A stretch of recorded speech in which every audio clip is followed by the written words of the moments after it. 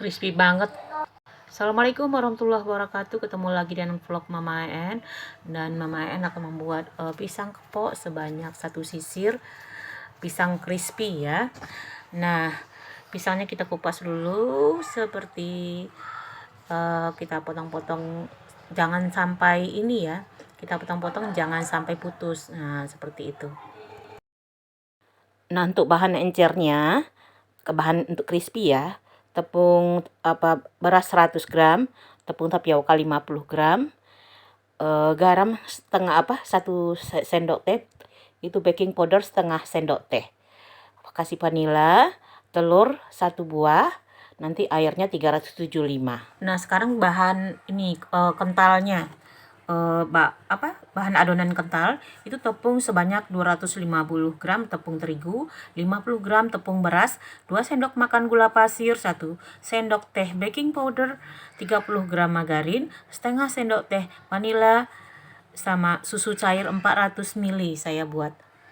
Nah, sekarang kita aduk ya teman-teman ya. Kita pastikan tidak mengumpal dan kita aduk sampai sudah rata. Nah, sekarang kita celupkan pisang sebelum digoreng, kita celupkan ke dalam adonan yang kental itu. Nah, sambil kita celupkan, kita bikin adonan ini yang crispy-nya dulu. Nah, pisangnya kita gitu, contohnya itu ada teman-teman ya. Kita masukkan pisangnya di tengah-tengah crispy itu hampir masak, kita masukkan terus kita balik. Udah seperti itu masaknya. Oke teman-teman, jangan lupa ya teman-teman, subscribe, share, like, dan komen. Dan rasanya memang enak banget karena pisangnya besar memang.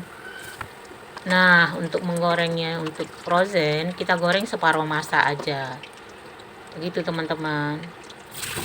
Nah, seperti itu. Nanti kita masak di air fryer aja.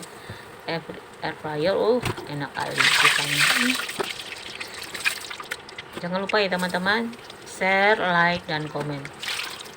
Terima kasih sudah menonton. Nah, waktu menggorengnya kita jangan terlalu masak sekali karena kita nanti kan ini ya, untuk kita simpan di frozen. Jadi nanti